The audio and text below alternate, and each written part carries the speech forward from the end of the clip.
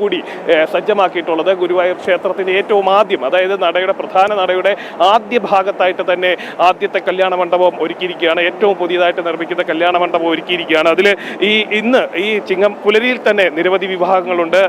അതുമാത്രമല്ല, റെക്കോർഡ് വിവാഹം വരുന്ന ദിവസങ്ങൾ 23, 24 ഡേറ്റുകളിലാണ് റെക്കോർഡ് വിവാഹം വരുന്നത്. അത്തരമുള്ള ദിവസങ്ങളിലൊക്കെ പലപ്പോഴും താൽക്കാലിക സംവിധാനങ്ങൾ ഒരുക്കി വിവാഹം നടത്തുന്നതിന് വലിയ ബുദ്ധിമുട്ട് പലപ്പോഴും ദേവസ്വം നേരിടാറുണ്ട്.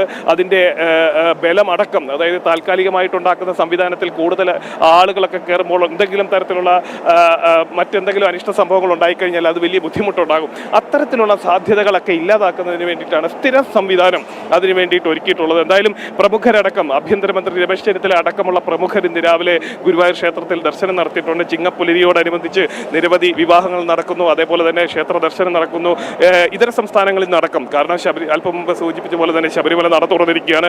ഈ ശബരിമലയിലേക്കുള്ള തീർത്ഥാടകരൊക്കെ വരുന്നത് പലപ്പോഴും ഗുരുവായൂർ അടക്കമുള്ള ക്ഷേത്രങ്ങളിൽ കയറിയതിനു ശേഷമാണ് അവർ അവിടേക്ക് എത്തുന്നത്. അങ്ങനെ അത്തരത്തിലുള്ള ഇതര സംസ്ഥാനങ്ങളിൽ നിന്നുള്ള നിരവധി ഭക്തരും ഇപ്പോൾ ഗുരുവായൂർ ക്ഷേത്രത്തിലേക്ക് എത്തിയിട്ടുണ്ട്. ചിങ്ങപ്പുലരിയിൽ കണ്ണനെ കണ്ട് തൊഴുത് വലിയ നിർവൃതിയോടുകൂടിയാണ് പലരും ഇവിടെ നിന്ന് മടങ്ങുന്നത്. നമ്മളിപ്പോൾ ഒരു അമ്മ ചേരിയാണ് ഈ ചിങ്ങപ്പുലരിയിൽ വന്ന് കണ്ണനെ കണ്ടു. കണ്ണനെ കണ്ടു. ആദ്യത്തെ ഉദ്ഘാടനം കഴിഞ്ഞു. ആദ്യത്തെ കല്യാണം ഞങ്ങളുടെയായിരുന്നു. കല്യാണം ഉണ്ടായിരുന്നു. കല്യാണവും കണ്ടു, കണ്ണനെയും കണ്ടു, കണ്ണനെയും കണ്ടു, കല്യാണം കണ്ടു. ഇവിടെ നിൽക്കുന്ന ഒന്നുകൂടെ കണ്ടിട്ട് പോകാൻ വേണ്ടി ഒന്നും കൂടി കണ്ടിട്ട് കൊതി തീരുന്നില്ല. കണ്ണനെ കണ്ടിട്ട് കൊതി തീരുന്നില്ല. ഏറ്റവും വലിയ ഭാഗ്യം ആദ്യത്തെ മണ്ഡപം ഉദ്ഘാടനം മോൾക്ക് കിട്ടി. സന്തോഷം. മോളുടെ കല്യാണം കഴിഞ്ഞു. എന്തായാലും ആദ്യത്തെ കല്യാണ മണ്ഡപത്തിന്റെ ഉദ്ഘാടനം തന്നെ അമ്മയുടെ മകളുടെ ഭാഗത്ത് നിന്നാണ് ഉണ്ടായത്. അവരുടെ കല്യാണമാണ് നടന്നിട്ടുള്ളത്. അങ്ങനെ വലിയൊരു സന്തോഷത്തിലാണ് അവരുള്ളത്. കണ്ണനെ കണ്ടു കൊതി തീരുന്നില്ല, പരിഭവം പറഞ്ഞ് കൊതി തീരുന്നില്ല എന്ന് തന്നെയാണ് അവർ പറയുന്നത്. എന്തായാലും വലിയ രീതിയിലുള്ള തിരക്കാണ്. വലിയ രീതിയിലുള്ള ക്യൂ കോംപ്ലക്സുകളൊക്കെ നിറഞ്ഞ് കവിഞ്ഞ് പുറത്തേക്ക് ഭക്തരുടെ നിര നീണ്ടിരിക്കുകയാണ്. എന്തായാലും മണിക്കൂറുകൾ കാത്തിരുന്നാലും, എത്ര നേരം കാത്തിരുന്നാലും അവർ കണ്ണനെ കണ്ടിട്ടേ മടങ്ങൂ. ഒരു നോക്കെങ്കിലും ഈ ചിങ്ങപ്പുലരിയിൽ കണ്ണനെ കണ്ടിട്ടേ മടങ്ങൂ എന്നുള്ള ഒരു പ്രാർത്ഥനയോടുകൂടി തന്നെയാണ് എല്ലാവരും ഇവിടെ ഉള്ളത്. അതെ, എന്തായാലും ഈ ചിങ്ങം പിറക്കുമ്പോൾ അത് ഭഗവാന്റെ തിരുനടനിൽ നിന്നാകണം, അല്ലെങ്കിൽ പ്രാർത്ഥനയോട് അനുഗ്രഹം വാങ്ങി ആകണം എന്നുള്ള ഒരു ആഗ്രഹം. അതുകൊണ്ട് തന്നെ വലിയ രീതിയിൽ സാനു പറഞ്ഞ പോലെ തന്നെ അഭൂതപൂർവമായ ഒരു തിരക്കാണ് ഈ കണ്ണന്റെ മുന്നിൽ അനുഭവപ്പെട്ടുകൊണ്ടിരിക്കുന്നത്. എല്ലാവർക്കും അത്തരത്തിലുള്ള അനുഗ്രഹങ്ങൾ ലഭിക്കട്ടെ എന്ന് നമുക്ക് ആശംസിക്കുകയും ചെയ്യാം. ഒപ്പം ഈ കല്യാണത്തിന്റെ ഒരു സീസൺ കൂടിയാണ്, മംഗലത്തിന്റെ ഒരു സീസൺ കൂടിയാണ്. തിരക്ക് പറഞ്ഞതുപോലെ 23, 24 ദിവസങ്ങളിൽ നല്ല തിരക്കാണ്, നല്ല മുഹൂർത്തമായിരിക്കും. അതുകൊണ്ടാണ് ഒരുപാട് വിവാഹങ്ങൾ അവിടെ രജിസ്റ്റർ ചെയ്തിട്ടുണ്ട് എന്നുള്ളതാണ് മനസ്സിലാക്കുന്നത്. സാനുവാണ് അവിടെ നിന്നുള്ള വിശേഷങ്ങൾ പങ്കുവച്ചത്. അവിടെ അത്തപ്പൂക്കളൊക്കെ ഉണ്ടായിരുന്നു. KP ശ്രദ്ധിച്ചു. അല്ല, ഇനിയിപ്പം ആ ഒരു ഓണത്തിൻ്റെതായ ഒരു വൈബാണല്ലോ, ആഘോഷം. അതെ. ഇനി നമുക്ക് വിശേഷങ്ങൾ തീരുന്നില്ല. നേരെ നമുക്ക് ഗുരുവായൂർ കണ്ണന്റെ മുന്നിൽ നിന്നും അമ്പലപ്പുഴ കണ്ണന്റെ മുന്നിലേക്ക് പോകാം. ഇടവേള കഴിഞ്ഞ്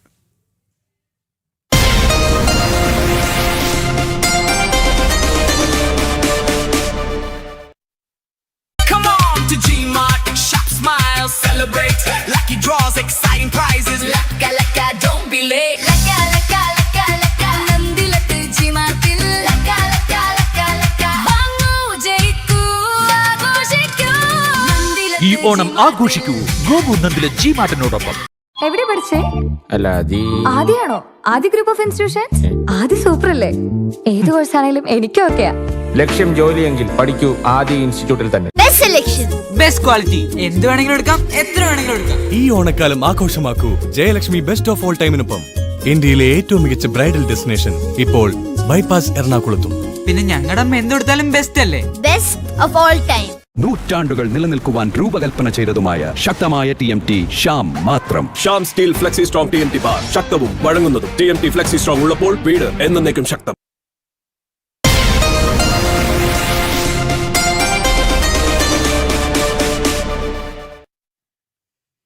നമുക്ക് അമ്പലപ്പുഴയിലേക്ക് പോകുന്നതിന് മുമ്പ് ഇതുമായി ബന്ധപ്പെട്ട ചില വാർത്തകൾ നോക്കാം. അതായത് നമ്മൾ നേരത്തെ പറഞ്ഞതുപോലെ ഈ ചിങ്ങം 1 എന്ന് പറയുമ്പോൾ അത് കാർഷിക ദിനം കൂടിയാണല്ലേ? അപ്പോൾ നമുക്ക് അതുമായി ബന്ധപ്പെട്ടുള്ള ഒരു റിപ്പോർട്ടിലേക്കാണ്. കഠിനാധ്വാനത്തിലൂടെ ഏക്കർ കണക്കിന് സ്ഥലത്ത് കാർഷിക വിപ്ലവം തീർത്തിരിക്കുകയാണ് കണ്ണൂർ കീഴാറ്റൂരിലെ രജീഷ് എന്ന കർഷകൻ. 3 പതിറ്റാണ്ടോളമായി മണ്ണിനോടും കൃഷിയോടും പുലർത്തുന്ന സമർപ്പണത്തിന് ഇത്തവണത്തെ സംസ്ഥാന സർക്കാരിന്റെ ഹരിതമിത്രം പുരസ്കാരം ലഭിച്ചത് രജീഷിനാണ്. 16 ഏക്കറോളം വരുന്ന സ്ഥലത്താണ് രജീഷിന്റെ കഠിനാധ്വാനം വിളഞ്ഞു നിൽക്കുന്നത്.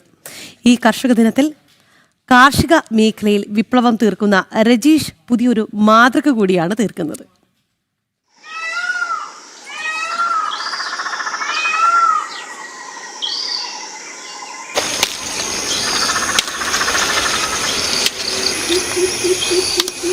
ഇത് ഏകദേശം ഇപ്പോൾ 16 ഏക്കറോളം ഉണ്ടാവും. ഏകദേശം ഒരു നമുക്ക് കൃത്യമായിട്ടില്ല, എന്നാലും ഏകദേശം ഒരു 15-16 ആ ലെവലിലുണ്ടാകുന്നു തോന്നുന്നത്. കാരണം ഇത് പല സ്ഥലത്തായിട്ട് കൃഷിയുള്ളത്, അതായത് ഇപ്പോൾ 4 ഫ്ലോട്ടായിട്ട് കൃഷിയുള്ളത്. വലിയ കുന്ന്, 2 കുന്ന് മൊത്തത്തിൽ. കീഴാറ്റൂരിലെ മൊട്ടക്കുന്നിന് മുകളിലാണ് രജീഷ് കഠിനാധ്വാനത്തിലൂടെ വലിയൊരു കാർഷിക ലോകം തന്നെ സൃഷ്ടിച്ചിരിക്കുന്നത്. സുഹൃത്തുക്കൾ പല ജോലികൾ തേടിപ്പോയപ്പോൾ രജീഷ് അരയും തലയും ഉറക്കിയിറങ്ങിയത് സ്വന്തം പറമ്പിലേക്കായിരുന്നു. അന്നു മുതൽ തുടങ്ങിയ കൃഷിയോടുള്ള കൂട്ടുകെട്ടിന് 3 പതിറ്റാണ്ടിന്റെ പഴക്കമുണ്ട്. ജോലി എന്നതിലുപരി കൃഷി എന്നത് രജീഷിന് ആത്മസമർപ്പണം കൂടിയാണ്. ഈ ജോലി നൽകുന്ന സമാധാനവും സന്തോഷവും മറ്റൊന്നിൽ നിന്ന് ലഭിക്കില്ലെന്ന് ഇദ്ദേഹം പറയുന്നു. കൃഷി എന്നെ സംബന്ധിച്ചിടത്തോളം നഷ്ടമൊന്നും വന്നിട്ടില്ല. കാരണം നഷ്ടമൊന്നും നമ്മൾ ഈ മേഖലയിൽ തുടരുമല്ലോ. കാരണം നമുക്ക് നമ്മളെ കാര്യങ്ങളും മോശമില്ലാത്ത രീതിയിൽ നമുക്ക് പോകുന്നുണ്ട് കാര്യങ്ങൾ. പിന്നെ അതുമാത്രമല്ല, നമുക്ക് ഒരു ആവറേജ് റേറ്റ്, അതായത് നമ്മളെ ബ്രാൻഡ്, അതായത് കീഴാറ്റൂർ പച്ചക്കറി എന്ന് പറഞ്ഞാൽ തന്നെ നമുക്ക് ആൾക്കാർ ചോദിച്ചു വാങ്ങുന്ന ഒരവസ്ഥയുണ്ട്. എനിക്ക് ഇത്രയും ഏക്കറുകൾ പച്ചക്കറി നട്ടിട്ടും നമ്മളെ സാധനങ്ങൾ മറ്റു കടയിൽ എത്തിക്കാൻ പറ്റുന്നില്ല. കാരണം അത്രയും ഓർഡർ ഉണ്ട്, കൊടുക്കാൻ പറ്റുന്നില്ല. പാവലും പടവലവും വെള്ളരിയും എന്ന് വേണ്ട ഒരു വീട്ടിലേക്ക് ആവശ്യമുള്ള ഭൂരിഭാഗം പച്ചക്കറികളും രജീഷ് കൃഷി ചെയ്യുന്നുണ്ട്. വന്യമൃഗശല്യമാണ് ആകെയുള്ള തലവേദന. ഇപ്പോൾ നമ്മൾ ഈ ഏരിയയിൽ എന്ന് വെച്ചാൽ മെയിനായിട്ട് മുള്ളം പന്നിയുണ്ട്, അതുപോലെ തന്നെ മയിലുണ്ട്, പിന്നെ വില്ല പന്നിയുണ്ട്, അതായത് സാധാ പന്നി. പിന്നെ നമുക്ക് കൂടുതലായിട്ട് ഈ പക്ഷികൾ, ഈ പടവലങ്ങ പോലുള്ള പിന്നെ കായ്കളൊക്കെ ഒരു ചെറിയ ടൈമാകുമ്പോൾ തന്നെ പക്ഷികൾ വന്ന് കൊത്തും. അതുപോലെ പീച്ചിങ്ങ, അതൊക്കെ ചെറിയ ടൈമിൽ കൊത്തും. അതൊക്കെ അതുകൊണ്ടാണ് നമ്മൾ ഈ നെറ്റ് വെച്ചിട്ടാണ് ഇപ്പോൾ പന്തൽ ചെയ്യുന്നത്. പിന്നെ അതുമാത്രമല്ല, നമ്മൾ പിന്നെ റിബൺ വെക്കുന്നുണ്ട്, അതായത് റിഫ്ലക്റ്റഡ് റിബൺ എന്ന് പറഞ്ഞ റിബണുണ്ട്. അത് വെച്ചിട്ട് ഏകദേശം പക്ഷികളൊക്കെ മാറ്റുന്നുണ്ട്. നാടൻ പച്ചക്കറി ഇനങ്ങളെ സംരക്ഷിക്കുന്നതിലും രജീഷിന്റെ ഇടപെടൽ ശ്രദ്ധേയമാണ്. വർഷത്തിൽ 4 തവണയാണ് കൃഷി ഇറക്കുന്നത്. കൃഷിയെ നെഞ്ചോട് ചേർത്ത രജീഷിന്റെ അധ്വാനത്തിനുള്ള അംഗീകാരമായാണ് കേരള സർക്കാരിന്റെ ഹരിതമിത്രം പുരസ്കാരം തേടിയെത്തിയത്. ജനം, കണ്ണൂർ. ഏതായാലും ആ രജീഷിന്റെ ജീവിതം ഒരു മാതൃകയാണ്, പ്രത്യേകിച്ച് ഈ കാർഷിക മേഖലയിലേക്ക് വരാൻ ആഗ്രഹിക്കുന്നവർക്ക്. കാരണം പലരും കൃഷി വിട്ട് പോവുകയാണ്. കാരണം കൃഷി അത്രത്തോളം ലാഭകരമല്ല, അല്ലെങ്കിൽ ജീവിതം മുന്നോട്ട് നയിക്കാനുള്ളൊരു ഉപാധിയല്ല എന്ന്. പക്ഷേ അതേസമയം തന്നെയാണ് ഇത്തരത്തിലുള്ള മികച്ച മാതൃകകൾ നമുക്ക് പ്രചോദനമാകുന്നത്, അല്ലേ? ഇനി നമുക്ക് ഇപ്പോൾ കണ്ണൂരിലെ ഒരു വാർത്തയിൽ നിന്നാണ്, പക്ഷേ ആ കണ്ണൂരിൽ നിന്ന്, അല്ലെങ്കിൽ ആ ഒരു വടക്കൻ മലബാറിൽ നിന്ന് മറ്റൊരു വാർത്തയിലേക്കാണ് നമ്മളിനി പോകുന്നത്. ആടിവേടൻ കേട്ടിട്ടുണ്ടോ ഇരാഖി?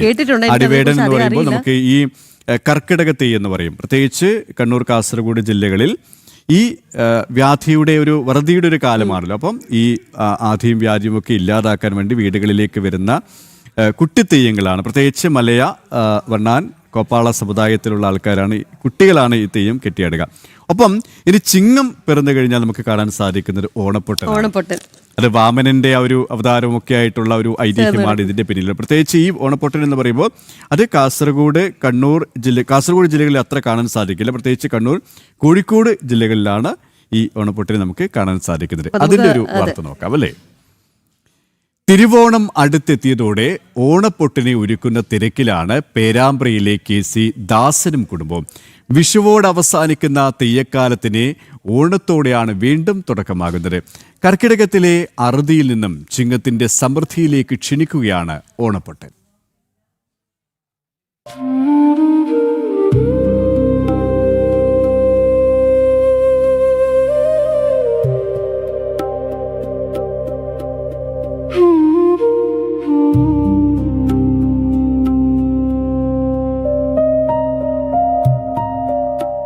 മലയ സമുദായത്തിന്റെ തലമുറകളായി കൈമാറി വരുന്ന പാരമ്പര്യ അനുഷ്ഠാനകലയുടെ മറ്റൊരധ്യായത്തിനാണ് ഓണമെടുക്കുന്നതോടെ തുടക്കമാകുന്നത്. ചിങ്ങമാസത്തിലെ ഉത്രാടം മുതലാണ് ഓണപ്പൊട്ടൻ പ്രജകളെ സന്ദർശിക്കാനെത്തുന്നത്. അതിനാൽ ഒരാഴ്ച മുമ്പ് ഇതിനായുള്ള ഒരുക്കങ്ങളും പൂർത്തിയാകും.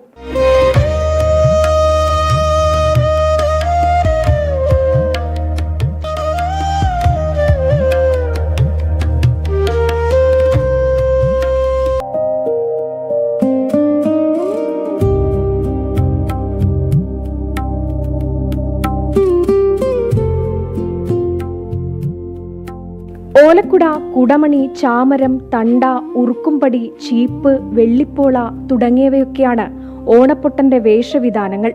ഇതിൽ ഓലക്കുട വർഷം തോറും മാറ്റണമെന്നതാണ് ആചാരം. ഞങ്ങള് പാരമ്പര്യമായിട്ട് പണ്ടേ ചെയ്തു വരുന്ന ഒരു അനുഷ്ഠാനമാണ് ഓണനാളിൽ ഓണപ്പൊട്ടൻ കിട്ടുക. ഓരോ കൊല്ലത്തിലും കുട മാറ്റണം. കാക്കുട ഉണ്ടാവും, മുടി ഉണ്ടാവും, പിന്നെ താടി, പിന്നെ ചാമരം, തലപ്പാളി, 2 കൊമ്പനുണ്ടാവും, കാണി ചോപ്പ്, കൈ പൂജാമണി ഉണ്ടാവും. ഓണപ്പൊട്ടൻ ഒരിക്കലും കാൽ നിലത്തുറപ്പിക്കാറില്ല. താളം ചവിട്ടുകയും ഓടുകയും ചെയ്തുകൊണ്ടേയിരിക്കും. വീടുകളിൽ നിന്ന് ദക്ഷിണയായി അരിയും പണവുമാണ് ലഭിക്കാറ്. മലയ സമുദായത്തിൽ ചെയ്യുന്ന എല്ലാ കാര്യങ്ങളും നമ്മൾ അതിന്റെ ആചാരപ്രകാരം തന്നെയാണ് ഇന്നുവരെ ചെയ്തു പോയിട്ടുണ്ട്. പിന്നെ ഞങ്ങളൊക്കെ വീടുകളിൽ കയറി അവിടെ തരുന്ന ദക്ഷിണയും അവിടെ ഞങ്ങളെ കാത്തു നിൽക്കുന്ന ആൾക്കാർ ഭാഗത്തുനിന്ന് സാധനങ്ങളൊക്കെ ഞങ്ങൾ വാങ്ങാം. എല്ലാ പീടികളൊക്കെ കയറി ഇങ്ങനെ പൈസ വാങ്ങുന്ന സമ്പ്രദായത്തിൽ ഒരു വാണിജ്യവൽക്കരിക്കുന്ന രൂപത്തിലേക്ക് ഈ അനുഷ്ഠാന ആചാരത്തെ ഞങ്ങൾ ഒരിക്കലും വ്രണപ്പെടുത്തിയിട്ടില്ല. 41 ദിവസം വ്രതമെടുത്ത് ചിട്ടയോടെയാണ് ഓണപ്പൊട്ടൻ തെയ്യം ഇറങ്ങുക. ഒരു നേരം മാത്രം അരിഭക്ഷണം കഴിച്ചാണ് വ്രതാനുഷ്ഠാനം. ഉത്രാടം നാളിൽ പുലർച്ചെ പിതൃക്കൾക്ക് കലശം വെച്ച് പൂജയും നടത്തിയാണ് തെയ്യം വീടുകളിലേക്ക് എത്തുക. ആടയാഭരണങ്ങളും വേഷവും ഒരുക്കിയവർ ഉത്രാടത്തിനായി കാത്തിരിക്കുകയാണ്. ജനം, കോഴിക്കോട്. കാത്തിരിക്കാൻ, വരവേൽക്കാൻ ആ വടക്കൻ കേരളത്തിലെ ഹൈന്ദവ ഭവനങ്ങളും തയ്യാറാണ് എന്നുള്ളതാണ്. ഇനി നമുക്ക് നേരെ അമ്പലപ്പുഴ ശ്രീകൃഷ്ണസ്വാമി ക്ഷേത്രത്തിലേക്ക് പോകാം അല്ലേ? അവിടെ സുധീഷ് ഗോപാൽ തയ്യാറായി നിൽക്കുന്നുണ്ട്. സുധീഷ്, ആരും തന്നെ ഒരു പുതിയ സമൃദ്ധമായൊരു വർഷം ആശംസിക്കുകയാണ് ഈ ചിങ്ങപ്പൊൻപുലരിയിൽ. പ്രത്യേകിച്ച് ശ്രീകൃഷ്ണസ്വാമി ക്ഷേത്രത്തിലാണ് സുധീഷുള്ളത്. അമ്പലപ്പുഴ കണ്ണനെ കാണാൻ രാവിലെ മുതൽ തന്നെ വലിയ തിരക്കാണോ അനുഭവപ്പെടുന്നത്?